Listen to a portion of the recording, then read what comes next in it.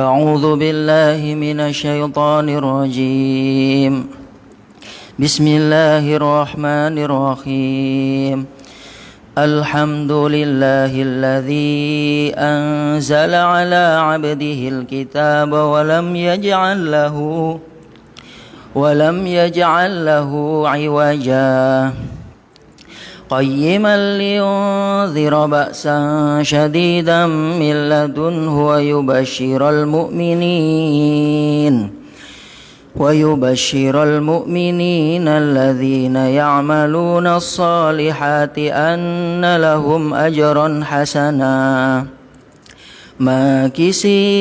ماكثين فيه أبدا وينذر الذين قالوا اتخذ الله ولدا ما لهم به من علم ولا لآبائهم كبرت كلمة تخرج من أفواههم إن يقولون إلا كذبا فلعلك باخع نفسك على آثارهم إن لم يؤمنوا بهذا الحديث أسفا إنا جعلنا ما على الأرض زينة لها لنبلوهم أيهم أحسن عملا وإنا لجاعلون ما عليها صعيدا جرزا أم حسبت أن أصحاب الكهف والرقيم كانوا من آياتنا عجبا إذ أوى الفتية إلى الكهف فقالوا ربنا آتنا من لدنك رحمة وهيئ لنا من أمرنا رشدا صدق الله العظيم.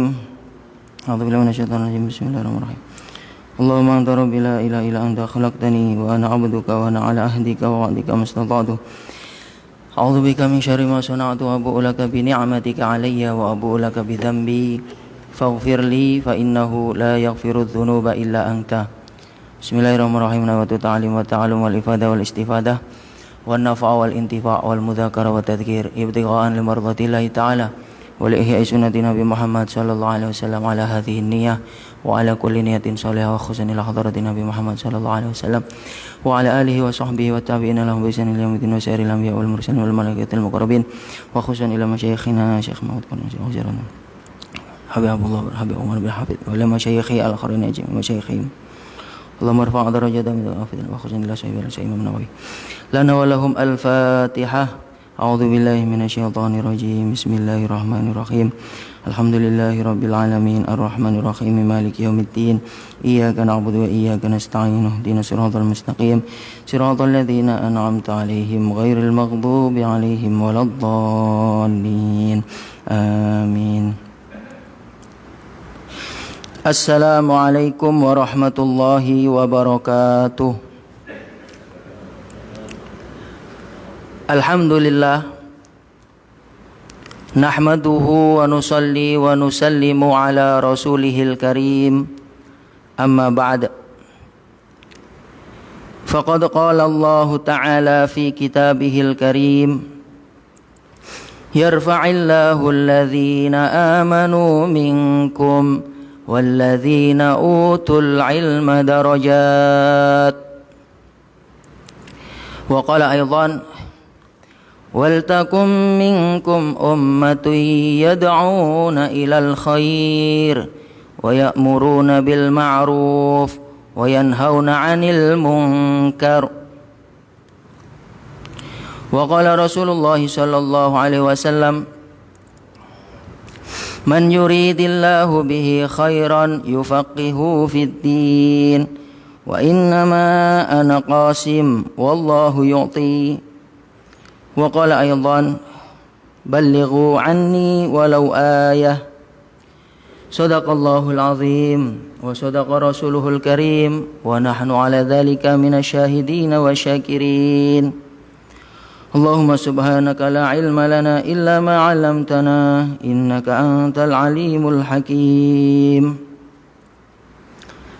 Alhamdulillah, jamaah Masjid Al-Ghazali rahimakumullah, akramakumullah, yang dimuliakan Allah Subhanahu wa taala. Lagi dan lagi, tak henti-henti, tak bosan-bosan, kita sentiasa bersyukur kepada Allah atas segala limpah nikmat kurnia yang Allah masih beri kepada kita hingga saat ini. Terutama nikmat iman, nikmat Islam. Semoga Allah dawamkan, Allah kekalkan nikmat-nikmat pada diri kita, dan Allah tambah nikmat tersebut hingga akhir hayat kita. Amin Allahumma amin. Salawat serta salam semoga sentiasa terlimpah, tercurah pada junjungan kita Nabi besar Muhammad sallallahu alaihi wasallam, yang mana dengan sebab beliaulah kita boleh mengenal Islam, kita boleh mengenal Allah, kita boleh menyembah Allah Subhanahu wa taala. Semoga kita semua kelak Allah himpunkan, Allah kumpulkan dengan baginda Nabi Muhammad di surga Firdaus. Amin Allahumma amin. Jemaah yang dimuliakan Allah Subhanahu wa taala, sebelum kita mulakan mudzakarah kita kitab Riyadhus Shalihin, saya ingin menyampaikan satu firman Allah Subhanahu wa taala yang berbunyi, Innallaha la yughayyiru ma biqaumin hatta yughayyiru ma bi anfusihim. Sesungguhnya Allah tidak akan merubah keadaan satu kaum sehinggalah mereka merubah keadaan mereka sendiri. Insya Allah kita seringlah mendengar ayat ini, nak. Setengah orang mengartikan sesungguhnya Allah tidak merubah nasib satu kaum sehinggalah kaum itu mahu merubah nasib mereka sendiri. Sering kita dengar seperti itu, nah. Selalunya ayat ini digunakan untuk motivasi supaya orang semangat bekerja. Kalau mau kita untuk nak kaya, jangan lepak-lepak ya. Kerja yang sungguh-sungguh. Allah tak akan merubah nasibmu kalau kamu tak nak merubah nasib kamu sendiri. Kalau kamu nak berjaya, ingin mencapai semua cita-cita kamu, jangan malas-malas, sungguh-sungguh, karena Allah tak akan merubah nasib kamu kecuali kamu merubah nasibmu sendiri. Dengan dalil ayat ini. Hadirin mulakan Allah Subhanahu wa taala. Tetapi kalau kita membaca tafsir dari ulama-ulama ahli tafsir mengenai ayat ini, sebetulnya tak ada hubung kait ayat ini dengan pembahasan nasib, merubah nasib. Kalau tak merubah nasib, Allah tak rubah nasib kita, tak ada hubung kait. Bahkan sesetengah ulama memberitahu kalau kita artikan seperti ini berbahaya. Macam mana berbahaya? Kalau kita artikan sesungguhnya Allah tidak akan merubah nasib satu kaum sehingga kaum itu merubah nasibnya sendiri, seolah-olah manusia ini boleh menentukan nasibnya. Bahkan lebih teruk dari itu, seolah-olah Allah itu ikut kita, bukan kita ikut Allah. Kalau kita nak merubah nasib, Allah akan rubah nasib kita. Kalau kita tak nak rubah nasib, Allah tak akan rubah nasib kita. Ini bahaya ini. Ini condong ke akidah Qadariyah. Qadariyah itu dari kata qadar. Sebagian orang yang Mu'tazilah, golongan Mu'tazilah ini menganggap manusia, makhluk itu boleh menciptakan perbuatan dia sendiri. Nah, ini, kalau aku ingin merubah nasibku, Allah akan rubah. Kalau aku tak nak, Allah tak nak rubah. Bahaya. Padahal kalau kita baca tafsir Ibnu Katsir, tafsir Tabari, tafsir Jalalain lah yang kecil, ada dijelaskan di situ. Bukan begitu maksudnya. Di antara maksudnya ialah innallaha la yughayyiru ma biqaumin. Sesungguhnya Allah tidak merubah perkara biqaumin yang ada dalam satu kaum hatta yughayyiru, sehingga kaum ini merubah perkara bi anfusihim yang ada dalam diri dia. Ma yang pertama adalah nikmat. Ma yang kedua adalah amalan, amalan soleh. Sehingga artinya innallaha la yughayyiru ma biqaumin, sesungguhnya Allah tidak akan merubah nikmat pada satu kaum. Maknanya Allah akan sentiasa memberi nikmat pada kaum itu. Tidak akan dirubah. Dirubah maknanya nikmat dicabut. Nikmat dicabut maknanya diberi azab lah lawan dari nikmatnya. Hatta yughayyiru ma bi anfusihim, sehingga mereka merubah amalan-amalan mereka. Untuk ringkasnya, kalau amalan kita ini baik, amalan kita ini istiqomah, maka nikmat-nikmat yang selama ini Allah beri akan terus Allah beri. Tapi begitu amalan kita berubah, yang tadi amalan baik berubah menjadi amalan maksiat, berubah menjadi amalan yang tidak baik, maka nikmat itu pun dicabut. Ini makna yang dijelaskan oleh ulama anti tafsir. Sebagian ulama memberi contoh kisah di perang Uhud. Nah, sebelum perang Uhud ada perang Badar. 300 orang Islam, sedikit jumlahnya, melawan 1000. 300 ini pun tak ada persiapan perang, tak bawa senjata, tapi menang. Allah turunkan nikmat kemenangan. Karena apa? Pada waktu itu semua orang Islam, para sahabat Ahlu Badar taat semua kepada Allah dan pada Rasulullah. Instruksi dari Allah, apa arahan dari Rasulullah dikerjakan semua. Allah beri nikmat berupa menang. Pada perang setelahnya, perang Uhud, awal-awal menang karena amalannya masih taat, amalannya masih oke, bagus, sehingga nikmat masih Allah beri, tidak dicabut. Sehinggalah ketika nampak menang, nampak ghanimah di bawah, ada beberapa sahabat yang tidak mengikuti instruksi Nabi SAW, merubah apa yang ada dalam diri mereka. Amalannya berubah, maka kenikmatannya dicabut, sehingga diberi sedikit kekalahan, sehingga beberapa sahabat wafat, mati syahid, sehingga Nabi SAW pun terkena senjata musuh, sehingga pipi beliau berdarah, bahkan gigi beliau patah. Mengapa nikmat dicabut? Kemenangan ini dicabut karena merubah apa yang ada dalam diri mereka. Jadi sebetulnya ayat ini bukan motivasi kita untuk semangat mencari uang. Bukan tak boleh semangat mencari uang. Ada, tapi pakai ayat yang lain lah. Contohnya, fangtashiru fil ardi wabtaghu min fadlillah wa idza qudiyatis shalat, kalau selesai sholat Jumat, fangtashiru fil ardi, menyebarlah ke bumi ini, wabtaghu min fadlillah, carilah fadl dari Allah. Di antara maknanya bekerja yang halal. Tapi jangan ayat ini dijadikan itu, karena ini tak ada hubung kait dengan itu. Ini adalah hubung kait dengan supaya kita ini istiqomah dalam amalan. Karena kalau kita tak istiqomah dengan amalan, nanti nikmat-nikmat itu dicabut. Maka setiap nikmat dicabut pasti ada amalan yang berubah. Nah, kita introspeksi diri kita, teman-teman. Dulu Masya Allah kerja halal, meskipun hasil sedikit tapi halal, sehingga rezekinya berkah. Tiba-tiba rezeki tak berkah nih, tiba-tiba tak cukup, kurang ini, ada apa ini? Oh, ternyata ada perkara haram, kerja yang haram yang dia lakukan. Mungkin ada praktek-praktek riba. Karena dirubah, amalan yang dirubah, maka nikmat keberkahan rezeki dicabut oleh Allah. Dulu istiqomah, sholat, Masya Allah, berjamaah, sehingga keluarganya tentram. Tiba-tiba sholatnya berubah, meninggalkan sholat. Ini nanti dicabut nih nikmat tuh. Keluarganya tak tentram, apa segala macam aja. Kalau dalam lebih luas lagi, mau kaum ini luas. Ujian-ujian yang kita hadapi sekarang nih, Masya Allah, banyak nikmat yang Allah cabut. Nikmat boleh sholat rapat-rapat dicabut, sehingga sholat mesti pisah-pisah. Nikmat boleh berkumpul-kumpul, lepak-lepak dengan kawan, dicabut, tak boleh lepak-lepak. Banyak nikmat dicabut nih. Kalau kita pakai rumus ayat ini, dan kita wajib yakin dari Allah Subhanahu wa taala, pasti benar asdaqul qailin. Bukan karena apa-apa, karena ada amalan yang kita rubah. Ada kemaksiatan yang semakin merajalela, yang semakin banyak, tidak kita rubah, kita biarkan saja. Sehingga kenikmatan-kenikmatan itu dicabut oleh Allah Subhanahu wa taala. Maka cara menyelesaikannya bagaimana? Perbanyak amalan.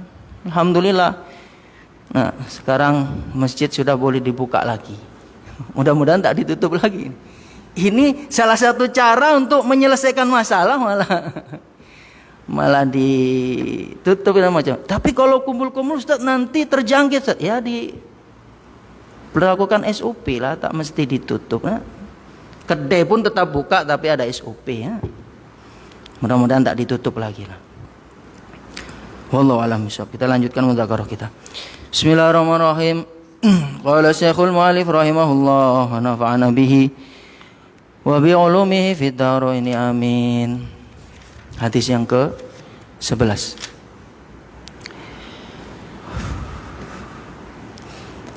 Wa an Abil Abbas Abdillah bin Abbas bin Abdul Muttalib radhiyallahu taala anhuma an Rasulillah sallallahu alaihi wasallam.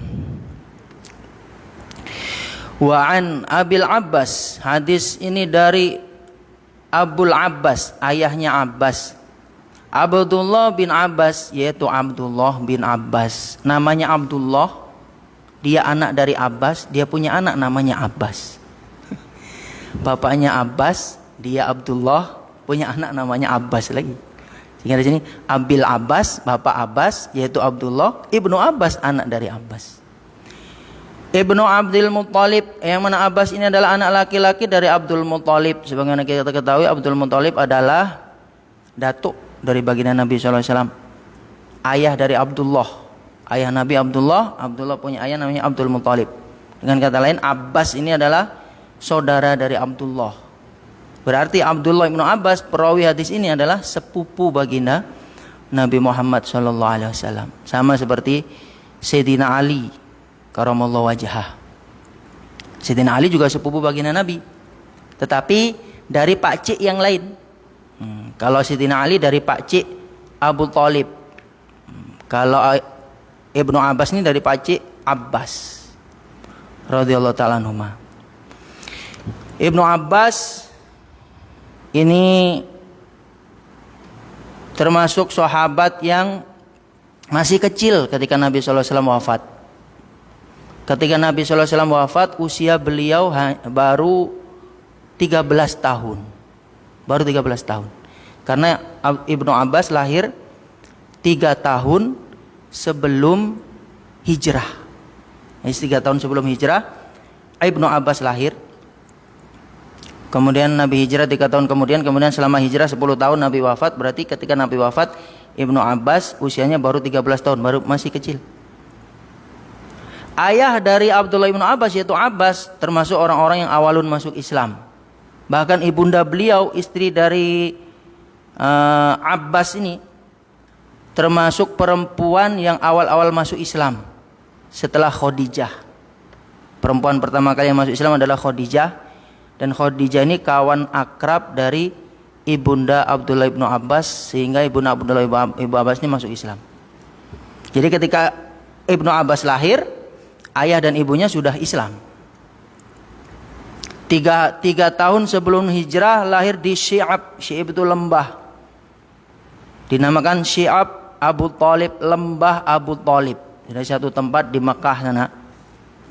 Mengapa dinamakan lembah Abu Thalib? Karena pada waktu itu sekitar 7 tahun atau 8 tahun setelah kenabian, Abu Thalib mengajak seluruh kabilah dia, klan dia, puak dia dari Bani Hashim dan Bani Muttalib, 2 puak ini, mengajak mereka untuk pindah ke Syi'ib ini, ke lembah ini.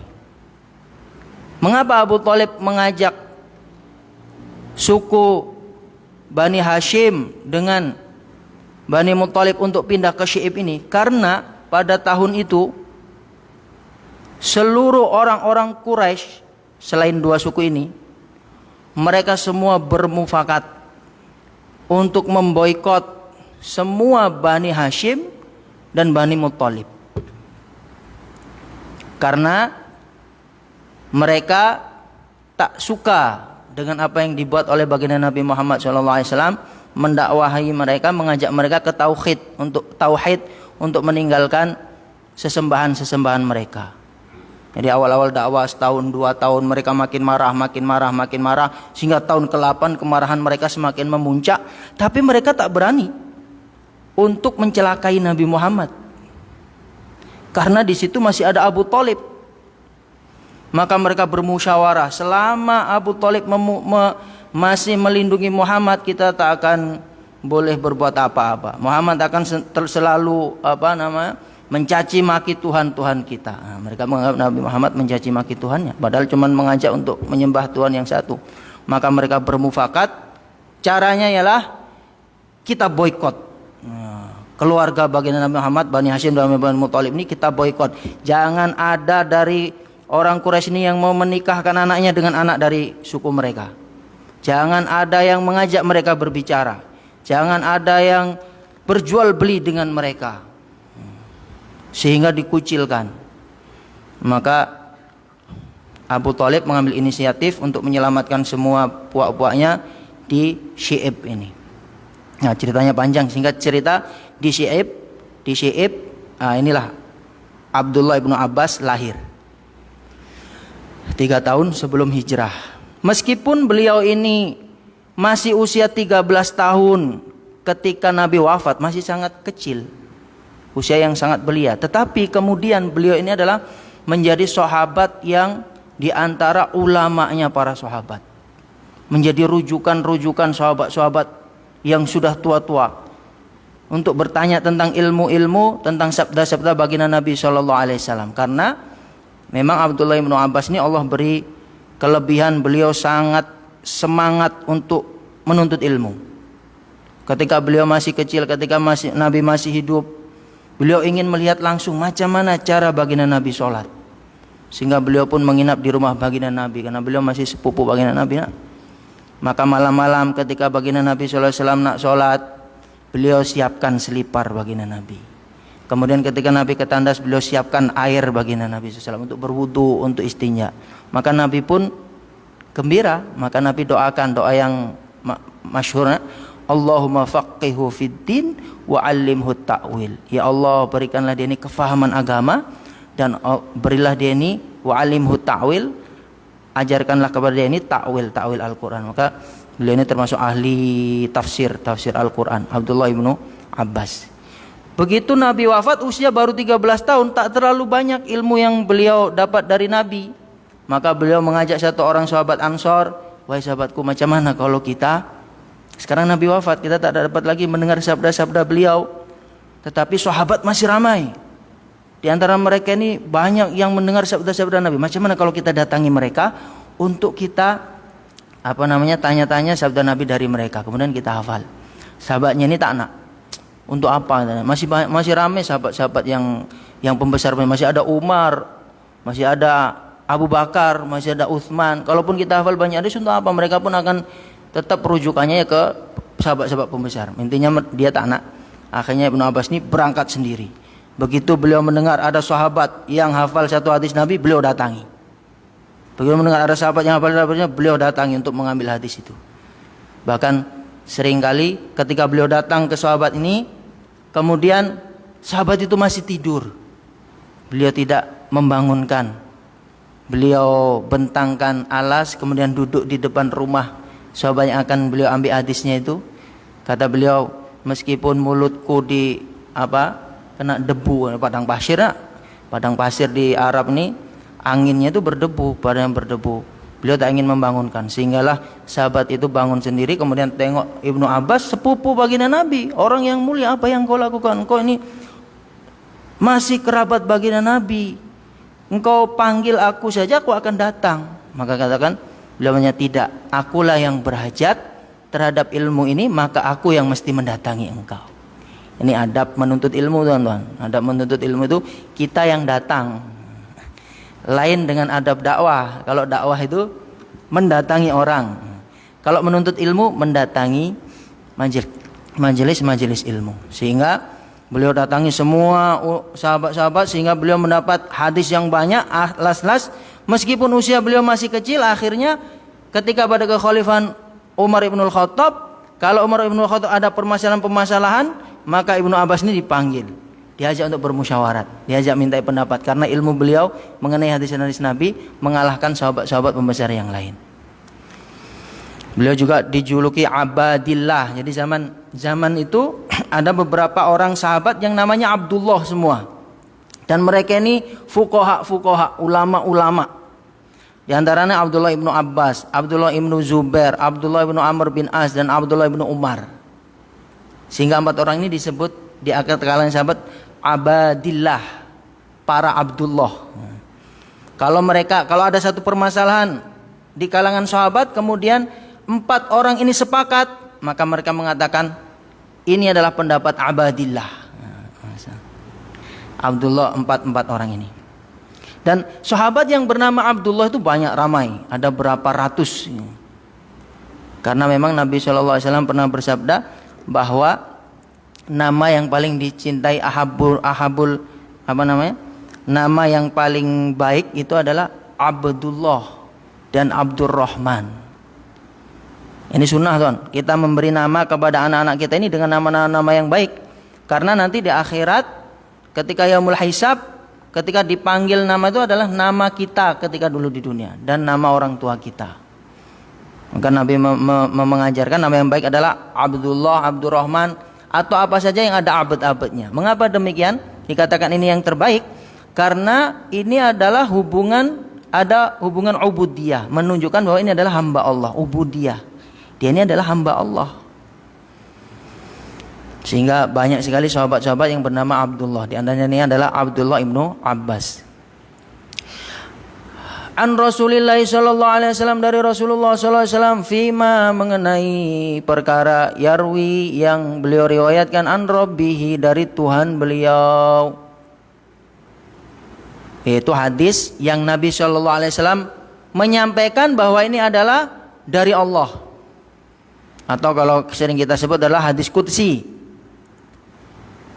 Lalu macam mana dengan ayat yang Allah berfirman, wa ma yantiqu 'anil hawa in huwa illa wahyun yuha. Nabi itu tidak berbicara dengan hawa nafsunya, melainkan semua adalah wahyu. Jadi semua pembicaraan Nabi itu adalah wahyu. Mengapa ini dikatakan fima yarwi an rabbihi? Dari perkataan yang diriwayatkan oleh baginda Nabi dari Tuhannya. Jadi ulama membedakan, ada hadis qudsi, ada hadis nabawi.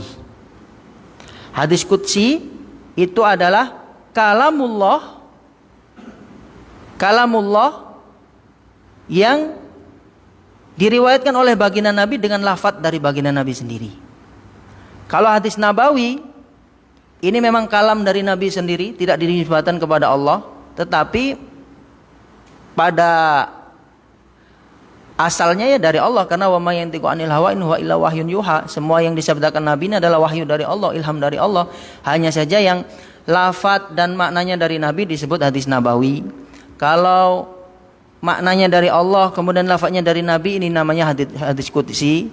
Kalau lafaznya dari Allah dan maknanya juga dari Allah, ini namanya Al-Qur'an. Hadis qudsi dan Al-Qur'an sama-sama kalamullah, tapi hukumnya lain. Kalau Al-Quran kita tak boleh menyentuh melainkan dalam keadaan suci. Kemudian kita kalau membacanya dinilai ibadah dan kita baca di dalam sholat. Tapi kalau hadis qudsi dia kalamullah, tapi hukumnya bukan seperti Al-Quran, sehingga walaupun kita tak suci boleh menyentuh dan tidak dibaca ketika di dalam sholat. Termasuk juga Al-Quran ini adalah mukjizat. Setiap kalimat-kalimatnya itu mukjizat. Sedangkan hadis qudsi dia ini tidak memiliki keistimewaan ijaz itu tadi. Jadi ini adalah hadis qudsi. Fima yarwi an rabbi tabaraka wa ta'ala qala, Nabi sallallahu alaihi wasallam bersabda, innallaha, sesungguhnya Allah, kataba, Allah mencatat, Allah menulis. Di antara makna innallaha kataba, Allah menulis, kata ulama pensyarah di sini adalah Allah memerintahkan malaikat al-hafazah, penjaga lauhil mahfuz, untuk menulis al-hasanati, kebaikan-kebaikan, wasayyiati, dan keburukan-keburukan. Allah perintahkan malaikat untuk menulis kebaikan-kebaikan, keburukan-keburukan. Tsumma bayyana dzalik, kemudian Allah menjelaskan kebaikan-kebaikan dan keburukan-keburukan itu. Faman hamma, maka sesiapa saja yang berkeinginan, ada kehendak, bihasanatin, untuk melakukan satu kebaikan, falam ya'malha, kemudian dia belum mengamalkannya, katabaha, maka Allah mencatat kebaikan itu, Allah tabaraka wa ta'ala indahu, di sisi Allah, hasanatan, sebagai satu kebaikan, kamilatan, yang sempurna. Ini termasuk keistimewaan umat akhir zaman. Baru ingin melakukan kebaikan, belum dibuat pun kebaikannya, sudah dicatat sebagai satu kebaikan di sisi Allah, kamilatan, yang sempurna. Belum dibuat, baru ingin. Ini bab tentang niat, nak. Baru ada keinginan untuk melakukan suatu kebaikan, maka sudah dicatat satu kebaikan sempurna. Maka ada kisah yang masyhur, nak. Abdullah ibnu Mubarak. Abdullah ibnu Mubarak nih ulama tabi'ut tabi'in. Beliau hidup pada kekhalifahan Abbasiyah, sempat semasa dengan Harun ar-Rasyid, yang mana karena begitu alimnya beliau sehingga di Baghdad ramai pelajar-pelajar beliau. Kalau beliau buat majelis itu penuh beribu-ribu orang, sehingga ketika buat majelis pernah beliau bersin hajj. Dan sunahnya kalau bersin ini kan yang mendengar mengucapkan yarhamukallah, maka semua serentak mengucapkan suara yarhamukallah, sehingga suara itu terdengar sampai ke istana Harun ar-Rasyid. Karena begitu ramai itu pelajarnya, beribu-ribu. Maka istri Harun ar-Rasyid ini terkejut, suara apa itu? Tanya ke pelayannya. Oh, itu suara ini Abdullah ibnu Mubarak sedang ada majelis, kemudian beliau bersin, kemudian pelajar-pelajar mengucapkan yarhamukallah. Maka kata istrinya ke Harun ar-Rasyid, kamu ini raja dunia. Mereka inilah raja, dia inilah raja di hati-hati rakyatmu yang sebenarnya. Abdullah ibnu Mubarak. Suatu ketika beliau haji, Abdullah ibnu Mubarak. Beliau ini termasuk ulama yang kaya raya dan ahli ilmu. Beliau bagi waktunya 1 tahun itu 2, 6 bulan untuk mengajar hadis, mengajar ilmu, 6 bulan untuk berjuang fisabilillah. Abdullah ibnu Mubarak. Suatu ketika beliau haji. Ketika haji, beliau tertidur di Masjidil Haram. Ketika tertidur itu terdengar seolah-olah ada dua orang yang sedang berbicara. Satu mengatakan, berapa ramai dari orang yang haji ini yang diterima oleh Allah. Sebagian orang mengatakan ini malaikat atau apa, wallahu alam. Maka satu mengatakan tak satu pun yang diterima. Masya Allah. Dari berapa? 600.000 lebih kurang pada zaman itu yang haji. Tetapi sebab keberkatan seseorang yang bernama Muwafaq, ada seorang yang namanya Muwafaq, disebut oleh 2 orang yang berbicara ini, yang di Syam sana. Dia ini tukang kasut, tukang apa namanya, buat kasut, baiki kasut. Nah, Muwafaq di Syam sana, di kalau sekarang itu Syria. Sehingga semua orang-orang yang berhaji sekarang ini diterima semua oleh Allah. Jadi asalnya tidak diterima, sebab Muwafaq ini dia. Maka Abdullah bin Mubarak pun terkejut. Maknanya dia juga tidak diterima. Maka beliau terus pergi ke Syam untuk mencari ini, siapa ini Muwafaq, tukang kasut yang namanya Muwafaq. Dicari, lama mencari, lama-lama jumpa juga. Kamu Muwafaq? Ya, diceritakan semua apa amalan kamu sehingga seperti ini. Aku mendengar, dan orang soleh alim itu tuan-tuan, ini isyarat, bukan macam kita. Macam kita nih kalau mimpi itu kadang-kadang dari nafsu, kadang-kadang dari setan juga. Ini kalau orang alim itu lain, ini isyarat. Dan memang benar, ternyata ada tukang kasut yang namanya Muwafaq. Kemudian Muwafaq menceritakan, saya ini adalah, ya kerja saya cuma tukang kasut nih lah. Gaji saya sedikit, penghasilannya sedikit, tapi saya ada azam, niat kuat saya ingin haji. Maka semua penghasilan saya tabung. Entah berapa tahun dah lama. Dan sebetulnya musim haji ini uang saya sudah cukup untuk berangkat haji. Maka saya akan berangkat. Dan waktu itu istri saya sedang hamil. Tiba-tiba setelah begitu selesai kerja kasut nih, saya balik ke rumah. tercium bau masakan dari jiran. Maka istri saya pun teringin masakan itu. Orang hamil nak ngidam, atau bahasa sini ngidam. Ngidam, namanya orang ngidam ini tak ditunaikan. Mesti ada orang ngidam, mesti diwujudkan. Maka terpaksalah aku datangi jiranku yang masak itu. Aku ketuk pintunya, aku sampaikan keinginanku. Istriku hamil, dia mencium bau masakanmu, dia ngidam, ingin minta, bolehkah engkau bagi sedikit? Ternyata yang di dalam adalah perempuan, berbicara dari balik tabir satir. Maka perempuan ini pun mengatakan, boleh, aku akan bagi, tapi engkau mesti tahu dulu apa yang aku masak. Sesungguhnya yang aku masak itu adalah bangkai. Jadi suamiku sudah mati lama, anakku banyak, anak-anak yatim. Kemudian sudah beberapa minggu ini persediaan peninggalan warisan suamiku udah habis, dah beberapa minggu ini anakku tak makan sehingga kelaparan, sehingga sampai pada puncak nampak akan mati nih anakku kalau tak makan. Maka aku cari makan, aku jumpa bangkai itu. Dan ini adalah halal bagiku karena muttor. Ini darurat, kalau darurat mau mati bangkai jadi halal. Hukum fikahnya seperti itu. Ini halal untukku tapi tidak halal untukmu. Dijelaskan begitu maksudnya, supaya dia tahu bahwa yang dimasak ini apa. Maka si muafak ini terus bersedih, ya Allah, jiranku sudah tak makan sampai anak-anaknya mau mati, aku tak tahu. Maka dia terus kembali ke rumahnya. Uang yang rencananya dia akan gunakan untuk haji itu diambil seberapa bagian untuk diberikan, nih uang kamu gunakan untuk makan anakmu, sehingga dia tak jadi berangkat haji. Dia sudah ada niat, sudah ada azam, tapi tak diamalkan. Niat untuk naik haji tapi tak diamalkan. Maka kata Abdullah bin Mubarak, ketahuilah, meskipun kamu tak berangkat haji, maka kamu dapat pahala haji. Bukan hanya dapat pahala haji, sebab kamu inilah semua orang-orang haji diterima oleh Allah Subhanahu wa taala. Orang-orang yang berangkat haji waktu-waktu itu yang semestinya tak diterima oleh Allah Subhanahu wa taala. Ini dahsyatnya niat kebaikan. Meskipun kita belum mengamalkan atau ada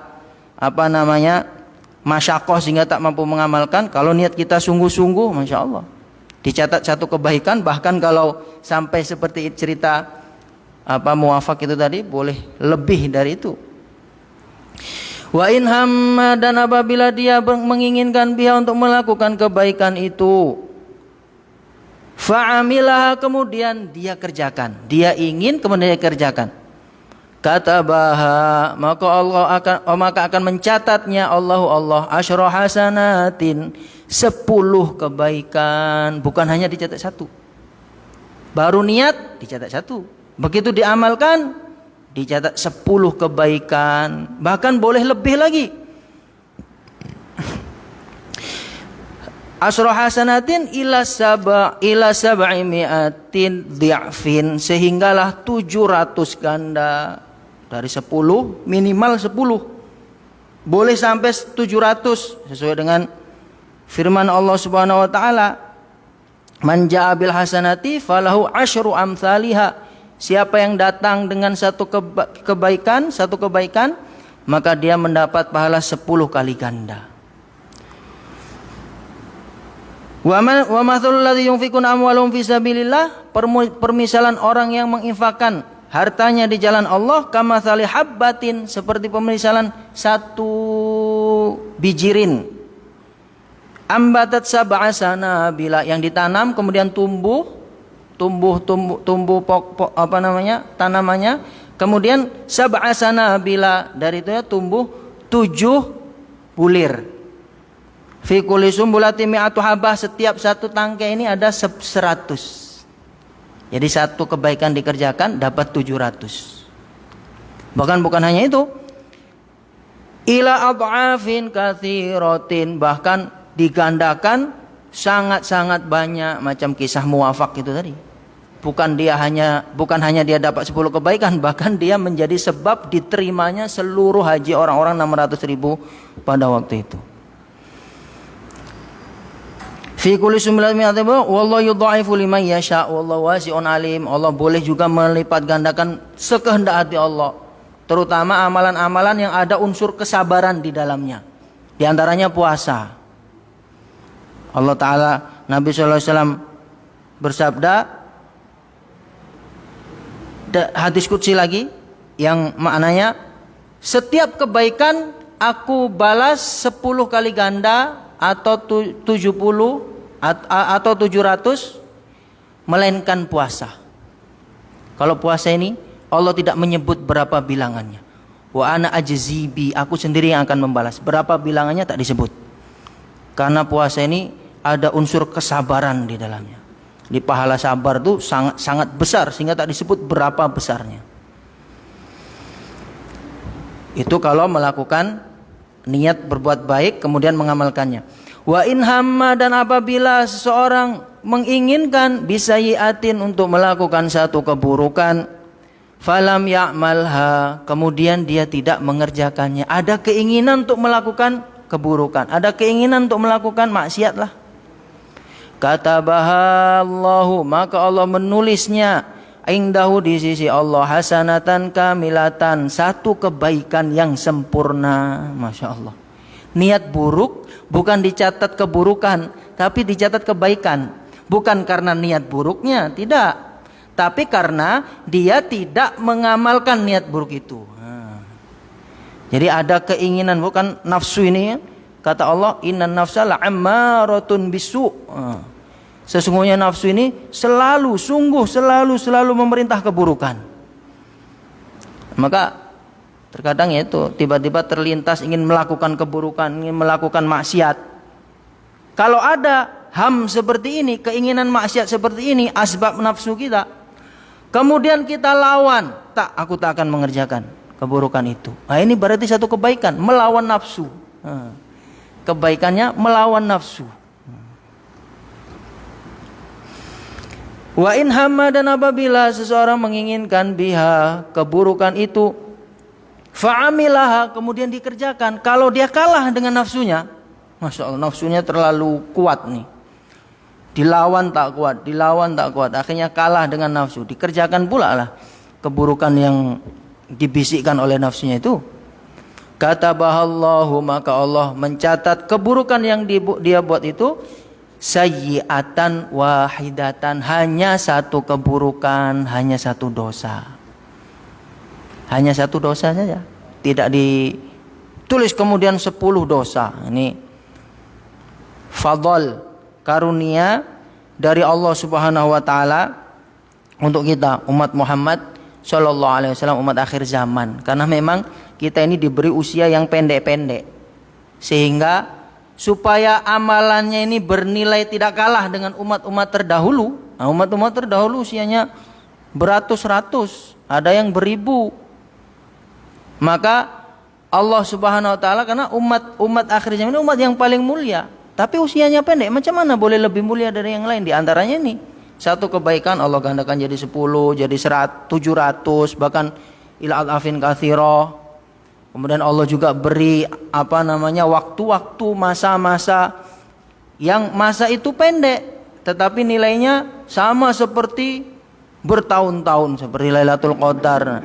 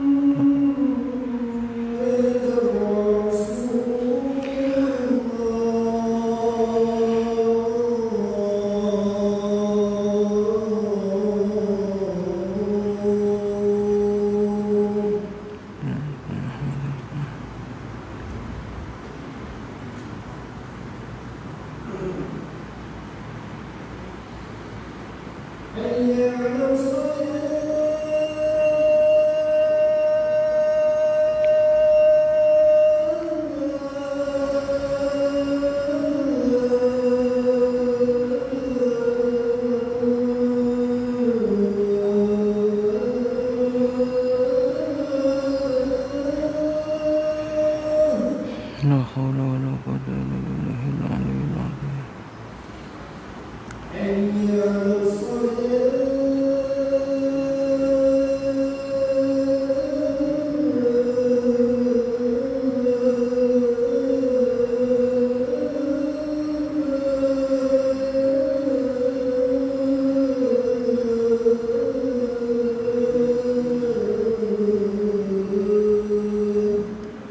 La haula wala quwwata illa